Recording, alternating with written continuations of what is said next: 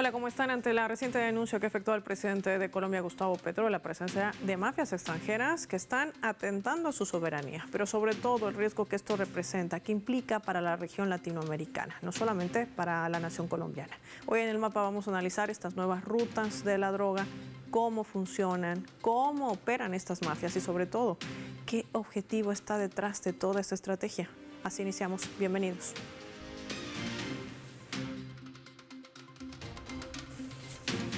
Vamos a desplegar nuestro mapa y revisar algunos datos para entender este panorama. Aquí lo vemos.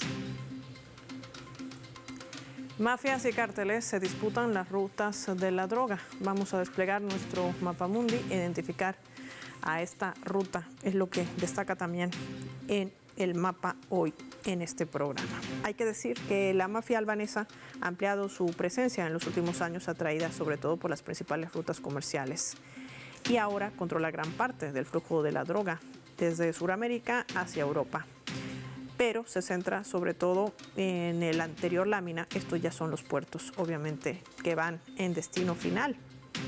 Los estamos reseñando para que ustedes puedan apreciar cómo transita esas cantidades de droga que salen desde países como Colombia, por ejemplo, donde Ecuador se ha convertido en un país de tránsito, pasando por estos puertos, así también como la de Perú, con destino final hacia Estados Unidos, pero también hacia el continente europeo, que es lo que estamos mostrando en este momento en nuestro mapa.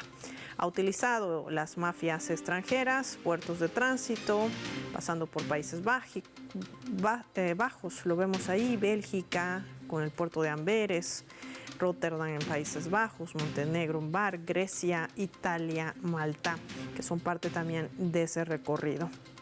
Hay que decir que hasta mediados del año 2023, pues había logrado rastrear como 6 compañías albanesas que estaban importando banano desde el Ecuador y han estado involucradas en incautaciones de droga. Como esas mismas empresas también, pese a estos hallazgos, han continuado activas o han retomado operaciones con cambios cosméticos en su administración. Masabi Fruit era una de ellas. Mantuvo sus actividades tras una incautación ocurrida en abril del año 2021. Aunque 2 personas fueron detenidas y retiradas de la misma empresa, el negocio continuaba con otro administrador. Otro patrón similar también ocurría en Sicosá, también conocida como Banana King LLC, involucrada en un decomiso en noviembre del 2022. Su accionista, Trifón Muratag, fue retirado de los registros, pero también regresó meses después, mientras la empresa reanudaba las importaciones de banano desde el Ecuador y mantenía otras líneas de comercio. Estamos hablando que son exportaciones principales de banano que representan ese 66% de los contenedores que salen desde el Ecuador.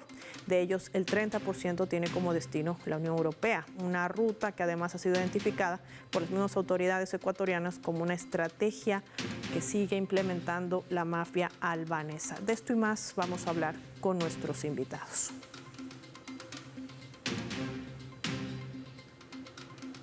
Vean ahí la ruta de esta droga, donde Ecuador se ha convertido prácticamente en el centro del despliegue de todo ese narcotráfico a otros destinos, no solamente Estados Unidos, sino también Europa y hasta Asia. ¿Qué representa toda esta denuncia en medio de una estrategia implementada por estas bandas criminales extranjeras? De esto y más vamos a conversar con nuestro invitado, Orlando Romero Harrington, nos acompaña en directo para el mapa de Telesur. Orlando, qué gusto tenerte, bienvenido. Hola, ¿cómo estás? Un saludo para ti y para tu audiencia. Orlando, hemos tratado de desplegar nuestro mapa y mostrar cómo funciona esta ruta, sobre todo, pero aquí hay un punto clave. Es cierto que las rutas de la droga se han expandido, son nuevas, inclusive más modernas por el tiempo del traslado que esto representa, pero que tiene además un punto clave. Se está haciendo esto a través de comercios legales, camuflados en venta de bananos y de otros rubros a través de empresas legalmente registradas. Pero ¿cómo operan estas empresas si no tuvieran el aval, por ejemplo, de gobiernos de la extrema derecha como el de Daniel Noboa en el Ecuador? ¿Qué hay que entender en este tema? Sí, lo primero que es un tema sumamente complejo y para aproximarse a él deberíamos comenzar por el inicio y tratar de identificar más o menos las características principales de la mafia albanesa. Estamos hablando de una mafia, una organización criminal que nace a partir del derrumbamiento de la Unión Soviética en Albania y a partir del caos institucional y el caos político que se generó La sociedad colapsó y el crimen organizado se estableció como una base fundamental para la economía del, digamos, derrotado país, entre comillas. Los albaneses establecieron una estructura criminal organizada en donde los principales motivos económicos eran la prostitución y el narcotráfico fundamentalmente. Con eso avanzaron hacia Europa y se establecieron principalmente en Italia, donde establecieron alianzas criminales con la Camorra. De allí controlaron Italia, un sector de Europa, y migraron hacia Londres, controlando el principal mercado de narcotráfico de Europa, que es Londres. En este momento, y a partir de los años 2000, varios albaneses viajan hacia zonas latinoamericanas muy apartadas para establecerse como inmigrantes. Y aquí, Paola, viene, digamos, el primer eje que quiero resaltar contigo, y es el lado oscuro del mito del Tren de Aragua. Todos los habitantes del planeta Tierra, en especial los latinoamericanos y los americanos, hemos oído hablar del Tren de Aragua y asistimos a un desarrollo de una propaganda mediática, yo diría que maquiavélica, para tratar de crear un enemigo ficticio que pudiera atizar las matrices de opinión políticas en diversos países en diversos países de América Latina y sobre todo en Estados Unidos con fines políticos. Sin embargo, el referido Tren de Aragua, la organización criminal transnacional Tren de Aragua, se ha demostrado que no existe, y lo que existe es la mafia albanesa. Caemos en el segundo punto: ¿por qué nadie ha hablado de esta mafia? ¿Por qué no se le sataniza? ¿Por qué no se le persigue a nivel internacional? Bueno, probablemente porque el primer factor es que son inmigrantes blancos y europeos.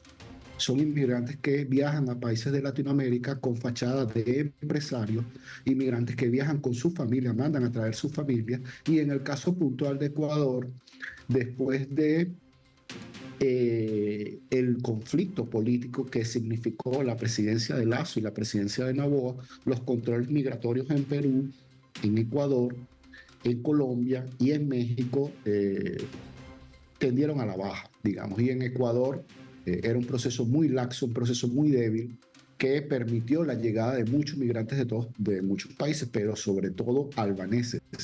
Esos albaneses empezaron a fundar en Ecuador varias empresas, sobre todo vinculadas con la producción del banano, con el cultivo del banano. Y lo que calla esto, lo que quiere decir es que esos albaneses tratan de buscar en Latinoamérica suplir la insólita necesidad de cocaína de Europa, porque fundamentalmente esa es la materia prima de intercambio comercial, es la cocaína. Entonces, si se habla de la importancia de la mafia albanesa y cómo los medios occidentales digamos, no tocan el tema, estamos hablando de narcotráfico, estamos hablando de trata de personas, tráfico de minerales preciosos y raros, utilizando la fachada de empresarios, se instalan dentro de los gobiernos a partir de la corrupción institucional y el lavado de dinero. Es decir, con el mismo dinero que producen a partir de el traslado de cocaína hacia Europa por los puertos de Ecuador, con ese mismo dinero regresa al país y se convierte en el factor clave para corromper empresarios y corromper gobiernos, instalándose a partir de familias y empresas, aprovechando estados débiles con políticas de migración, además usufructuando territorios claves en el espacio geopolítico. Recordemos que el uso del puerto de Guayaquil, específicamente en Ecuador, se usa principalmente porque es un puerto que conecta a Colombia y Perú, los dos principales productores de cocaína en la región, Paola. Esto además que se constituye en una pieza clave, Orlando, lo que reseñas, para poder imaginarnos ese mapa de esa conexión, que podría claramente demostrar que también aquí hay otro factor de peso, que es la logística que le está proporcionando el viejo continente, Europa. No dejemos de lado esta pieza clave en nuestro mapa, que también nos ayuda a entender cómo funciona toda esta estructura, no solamente de quien produce la droga, es decir, de esta mafia albanesa que recolecta de Perú, de Colombia, también del propio Ecuador, que además se ha constituido en un puerto de tránsito, sino también de esa logística europea, quienes forman parte también de todo este entramado. Correcto.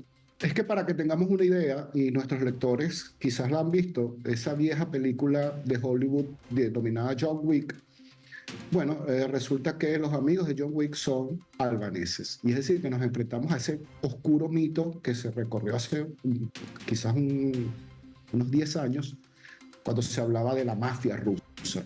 Resulta que la mafia rusa resultó ser la mafia albanesa. ¿Y cuáles son las posibilidades de que esta mafia siga operando en Latinoamérica con total impunidad y con la vista gorda de los gobiernos de Estados Unidos e incluso de la OTAN?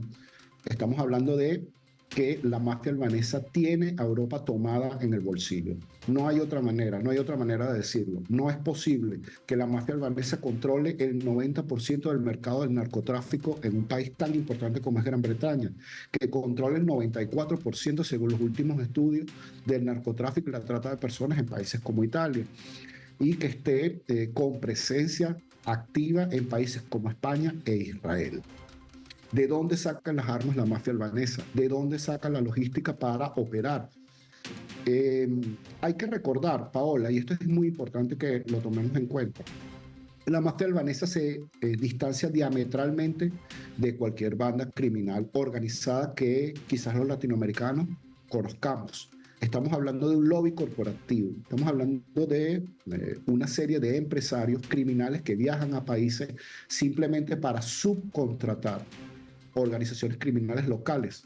Estamos hablando del ejemplo de los choneros, estamos hablando del ejemplo de los Latin Kings, bandas mafiosas que pertenecen al underground de Ecuador y que son prácticamente subcontratadas por la mafia albanesa para logística, para traer y para recoger drogas, personas y minerales raros. Entonces, este lobby internacional mafioso conecta empresas del crimen organizado a través de toda América Latina para ejecutar la logística del traslado de la droga hacia Europa.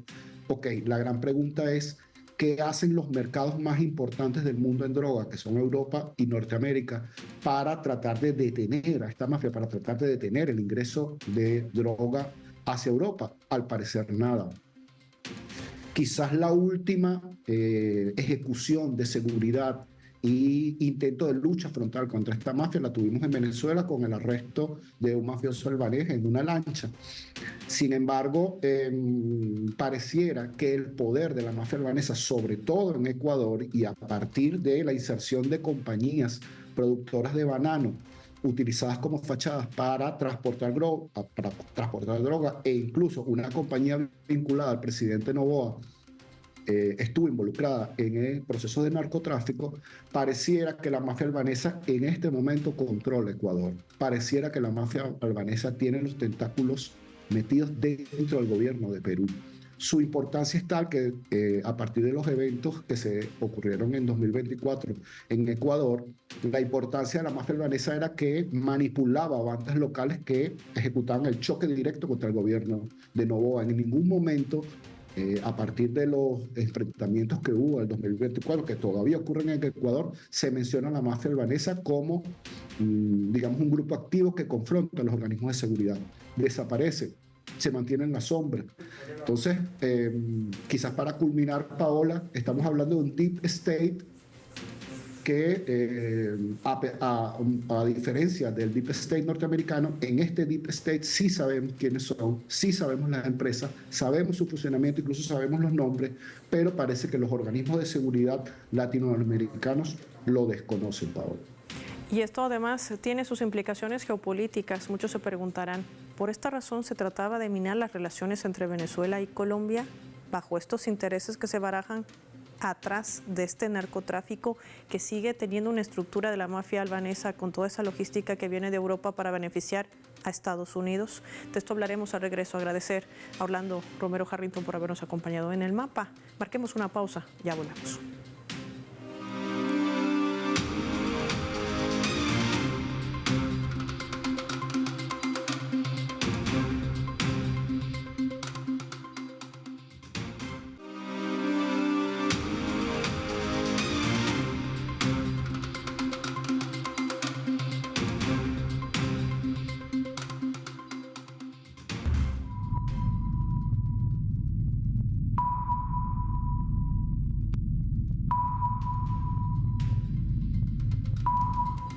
Vamos a sumar otro elemento también para el análisis a través de la fotografía. Quien viene en sus pantallas es el presidente de Colombia, Gustavo Petro, advirtiendo sobre la presencia creciente de organizaciones criminales extranjeras en su país y acusado también de controlar estos puntos geográficos para exportación de cocaína y poner en riesgo la soberanía nacional. Estamos perdiendo territorios en Colombia porque quienes los controlan para exportar cocaína con jóvenes armados son extranjeros, denunciaba Gustavo Petro. También detalló que estas estructuras están conformadas por ciudadanos albaneses, italianos, paraguayos, entre otros, así también como colombianos, al servicio de todas estas redes, decía el presidente de ese país. Analicemos este otro escenario. Héctor Zuloaga nos acompaña en directo para el Mapa. Bienvenido a Telesur, qué gusto recibirlo. ¿Cómo está? Muy bien, Paola Pérez y televidentes de Telesur y del Mapa. Muchas gracias por la invitación. Doctor Zuloaga, empecemos por este punto que además no deja de ser no solamente importante, sino también el riesgo que esto representa para la región latinoamericana. Lo que está sucediendo en Colombia con la inoculación de bandas criminales extranjeras, una de ellas la mafia albanesa, que ya opera en el Ecuador y lo hace con toda una estructura también ligada al viejo continente europeo, beneficiando sobre todo a Estados Unidos con todo este tráfico de droga. Ahora la gran pregunta es, ¿cómo contener esta situación cuando se habla de un trabajo de una zona binacional de seguridad? Y si detrás de todo esto también estaba, desde hace años atrás, el minar las relaciones entre Colombia y Venezuela. Sí, Paola y televidentes, es importante que cada vez hayan mayores ejercicios democráticos muy amplios, no es gratuito toda la persecución, todo el lawfare que se ha aplicado contra el gobierno del presidente Gustavo Petro, en el que pues se ha señalado incluso normas que están dentro de la Constitución de 1991 como un despropósito, como una dictadura, que han buscado detener las transformaciones, incluso desde el Congreso de la República, como lo han sido algunas reformas que se han propuesto por parte del gobierno de Gustavo Petro y del Plan Nacional de Desarrollo Colombia, Potencia Mundial de la Vida. Es necesario también que, como lo ha mencionado el propio presidente de Colombia, pues los ejercicios constituyentes se manifiesten frente a esas formas del intervencionismo, como lo han planteado en el programa, como lo son el narcotráfico, porque pues mucho de lo que pasa en los campos colombianos es que se produce simplemente la pasta de coca y los grandes laboratorios están vinculados en procesamiento de la cocaína en sectores y en zonas donde incluso la fuerza pública históricamente ha tenido presencia y pues han permeado incluso a través de esa doctrina del enemigo interno a las Fuerzas Armadas, que ha generado una corrupción vía esa perspectiva de la lucha contra el narcotráfico que ha presionado e implementado los Estados Unidos en toda América Latina. Ahora, doctor Zuloaga, esto también tiene un punto de inflexión porque no solamente afecta a la soberanía de la nación colombiana, sino también el resto de la región. Y sobre este escenario me gustaría compartir con usted y con nuestros televidentes nuestra leyenda.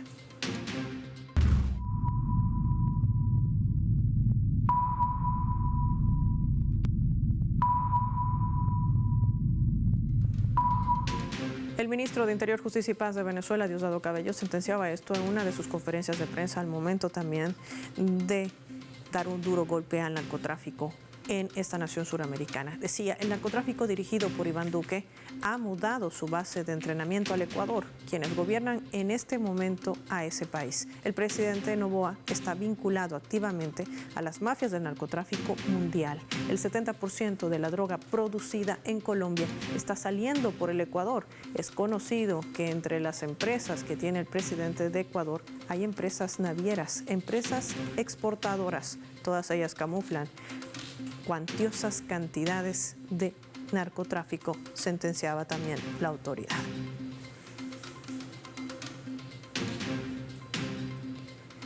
Doctor Zuloaga, estamos frente a procesos de desestabilización que apuntan también a gobiernos de izquierda, no solamente el del presidente Petro, sino también el de Venezuela y otras regiones latinoamericanas. ¿A qué escenario peligroso nos enfrentamos? Estrategia en América Latina, incluso la creación de lo que se ha llamado el Tren de Aragua y ese fantasma que no responde más también que a un intento por sostener una hegemonía dentro de lo que ha sido Colombia como una plataforma de intervención en América Latina. No podemos olvidar en el gobierno de Álvaro Uribe Vélez el bombardeo que hubo al territorio ecuatoriano y la posibilidad también incluso de lo que ha sucedido a través de la instalación de asesorías militares a lo que ha sido el Plan Patriota, el Plan Colombia, que ha permitido incluso la paramilitarización de las fronteras, agrediendo directamente a través de estructuras paramilitares la frontera venezolana.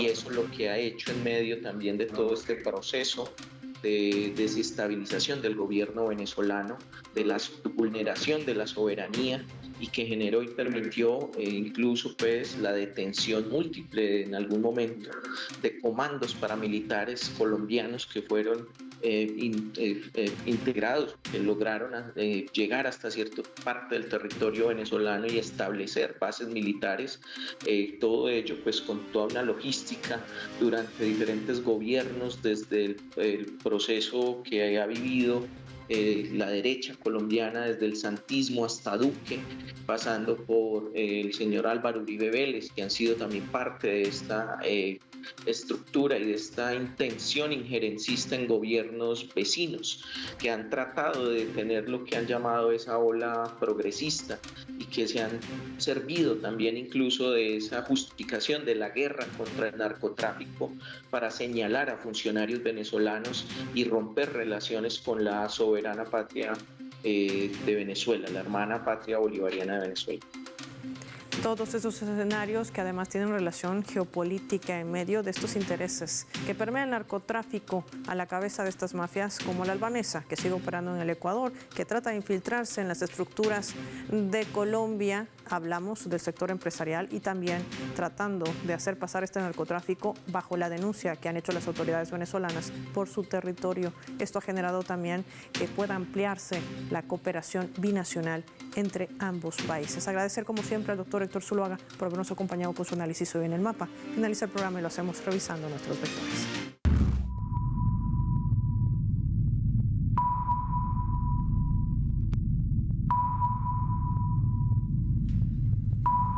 Nuestro radar en El Mapa hoy nos refleja las tres claves sobre este tema. 1. Mafia albanesa. Las mafias albanesas aprendieron directamente de la mafia italiana y en muchos casos trabajan como socios en esta cadena del tráfico de drogas. Su relación se basa en el respeto mutuo y ese pragmatismo comercial, no en una subordinación.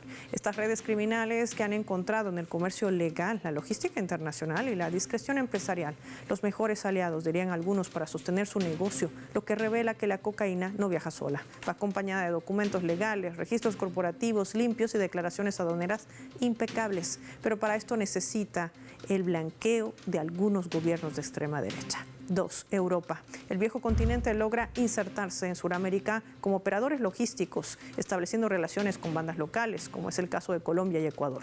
Otros, como los emisarios, son seleccionados directamente por estos líderes criminales para instalarse de forma permanente en países andinos, construir así vínculos con proveedores de cocaína y garantizar el flujo hacia puertos europeos como Amberes, Gioia Tauro, Rotterdam o Salónica. 3. La extrema derecha. Esta es la clave principal. Ninguna de estas bandas criminales podría operar si no tuviese la complicidad de gobiernos de extrema derecha o de la propia derecha radical como la de Colombia y el gobierno de Daniel Noboa en el Ecuador, para poder operar con absoluta impunidad y, lo más grave, lo que esto podría representar para la seguridad de toda la región. Soy Paola Pérez y nos vemos en una próxima edición del Mapa.